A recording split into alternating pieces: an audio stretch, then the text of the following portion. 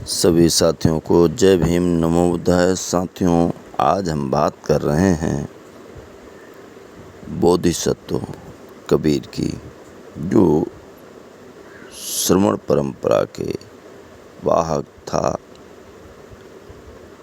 बुद्ध के ही मार्ग पर चलने वाले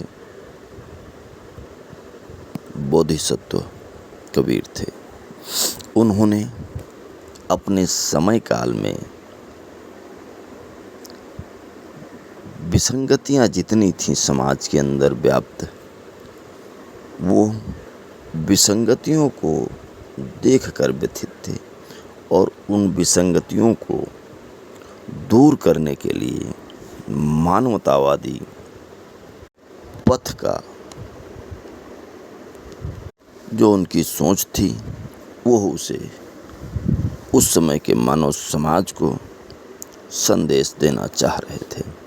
और उन्होंने ब्राह्मणों के द्वारा रचित षड्यंत्रकारी जो धर्म ग्रंथ उन लोगों ने पुराण, गीता, महाभारत में जो षड्यंत्रकारी स्वयं को श्रेष्ठता और महानता का वो बना रखा है, उसके लिए वो स्वयं उस पर कुठाराघात करते हैं। फिर चाहे वो कोई भी धार्मिक हो, चाहे हिंदू हो, चाहे मुसलमान हो, ईसाई हो, उन्होंने हर किसी के ऊपर एक प्रहार किया है और उसे अमानवतावादी कहा है, क्योंकि जो मानव के कल्याण और हित के लिए ना हो, वो धर्म नहीं हो सकता है। बोधिसत्व कबीर अपने समय के बहुत ही प्रखर कवि रहे हैं। बहुत ही ज्वलंत मुद्दों को वो बहुत ही मुखरता के साथ में कहा करते थे। तो आज हम उन्हीं के द्वारा कहे हुए कुछ दोहों की चर्चा करेंगे। कबीरदास जी कहते हैं कि पाहन केरी पूतरी और करि पूजे संसार, या ही भरोसे मत रहो बूढ़ो काली धार। यहाँ पे बोधिसत्व कबीरदास जी कहते हैं कि पत्थर की मूर्ति बना करके संसार के लोग पूजते हैं, परंतु इसके भरोसे कभी नहीं रहना चाहिए, अन्यथा ये जो कल्पनाओं के अंधकार है, उसके कुएं में हम अपने आप को डुबाए हुए समझेंगे।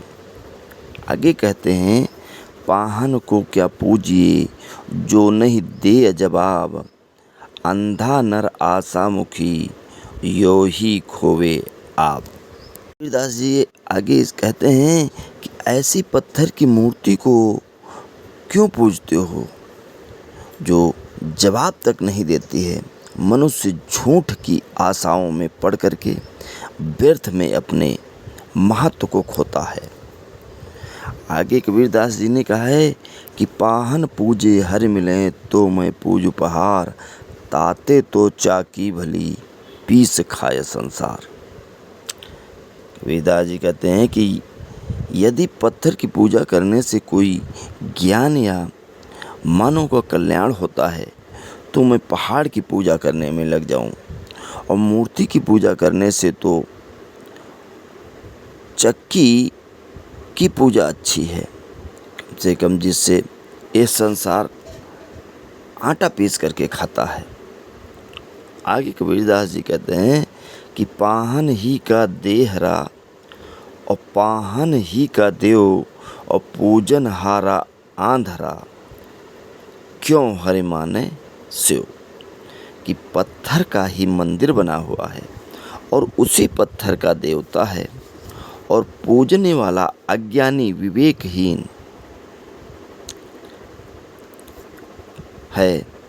फिर वो ऐसे जड़ देवता जो बोल नहीं सकता है, चल नहीं सकता है, उसकी सेवा को क्या स्वीकार करेगा।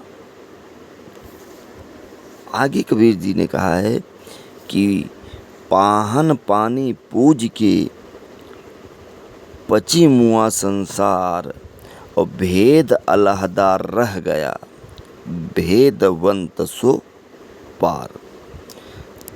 कबीरदास जी ने कहा है कि पत्थरों पर पानी डालकर पूजा कर संसारी अज्ञान में फंस करके मर गए, और इसकी वास्तविकता हकीकत तो कुछ अलग ही है। इस प्रकृति की सत्यता, वास्तविकता या रहस्य को जानने वाला ही अपने जीवन में सभी भ्रम भव सागर से मुक्त हो जाता है।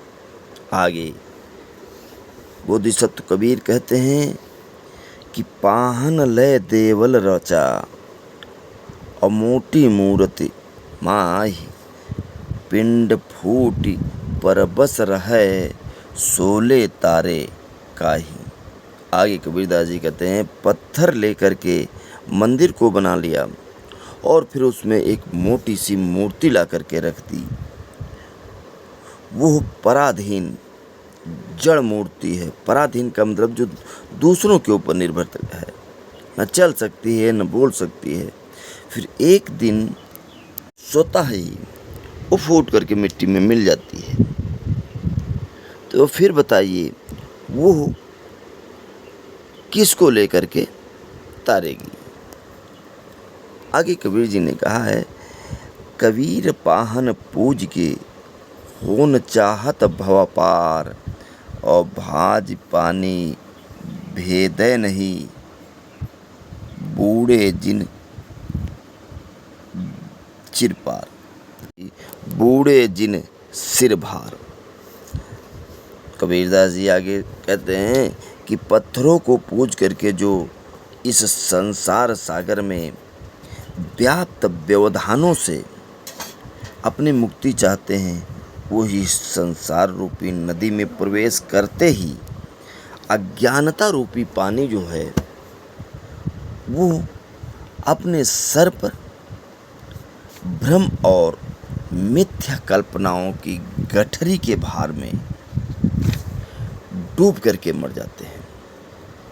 आगे बोधिसत्व कबीर ने कहा है कि कबीर जेता आत्मा तेता सालिग राम, बोलन हारा पूजिए नहीं पाहन सो काम। हे मनुष्यों, जितने प्राणी हैं वे सभी सालिग राम भगवान हैं, बोलने वाले हैं, चलने वाले हैं। उनको मानिए, उनको पूजिए। पत्थर को पूजने का क्या मतलब, क्या अर्थ है? तो आगे कबीर जी ने कहा है कि कबीर सालिग राम का मोहि भरोसा नाई, और काल कहर की चोट में बिनस जाए छिन माही। कबीरदास जी कहते हैं ये जो पत्थर के सालिग राम हैं तो ये हमारा क्या कल्याण करेंगे, उन पे हमें विश्वास नहीं है, भरोसा नहीं है, क्योंकि वो तो किसी भी काल के कठिन चोट से किसी भी क्षण भर में नष्ट हो जाएंगे। आगे कबीर जी कहते हैं कि पूजे सालिग राम को मन की भ्रांति न जाए, और शीतलता सपने नहीं दिन दिन अधिक ही लाए। आगे बोधिसत्व कबीर ने कहा है कि जो लोग सालिग राम की पूजा करते हैं उन्होंने अपने अंदर मन में बैठे हुए एक भ्रम को, मिथ्या भ्रम को दूर नहीं कर पाते हैं, और ऐसे लोग स्वप्न में भी मन में कभी शांति नहीं आती, उनके मन हमेशा अस्थिर रहता है, बल्कि वो दिन प्रतिदिन और अधिक अज्ञानता के दलदल में फंसते चले जाते हैं। आगे बोधिसत्व कबीर कहते हैं कि सेवय सालिग राम को माया से हेत और पहिरे काली कामली नाम धरावे सेत। कबीर जी कहते हैं कि सालिग राम का पूजन कर और ने मिथ्या भ्रम रूपी अज्ञान की काली कमली ओढ़ करके अपने आप को बहुत बड़ा ज्ञानी विद्वान पंडित कहते हैं। तो आगे कबीर जी ने कहा है, काजर केरी कोठरी मसिके किए कपाट और पाहन भूली पृथ्वी पंडित पाड़ी बाट। कि अज्ञानता रूपी जो काजल की कोठरी में हमारे अंदर मिथ्या भ्रम रूपी भ्रम कल्पनाओं रूपी जो स्याही है उसके किवाड़ लगा करके पृथ्वी पर रहने वाले भोले भाले लोग पत्थरों को पूजने लग गए। और यह मार्ग इन्हीं पंडितों ने ईजाद किया है, उन्होंने ही निकाला है। आगे कबीर जी कहते हैं, मूर्ति धरी धंधा रचा और पाहन का जगदीश, मोल लिया बोले नहीं खेटा बिसवा बीस। संत कबीर जी ने कहा है कि पत्थर की मूर्ति को स्वयं बना करके या फिर उसे खरीद लिया और उसी को पूजने लगा, ये भोला भाला मानो। परंतु मैं निश्चित रूप से कह सकता हूँ कि वो इतना खोटा या नाकारा निकला कि वह कुछ बोलता ही नहीं, किसी की सुनता ही नहीं है। तो कबीरदास जी अपने समय के बहुत ही जोखिम भरे कवि थे।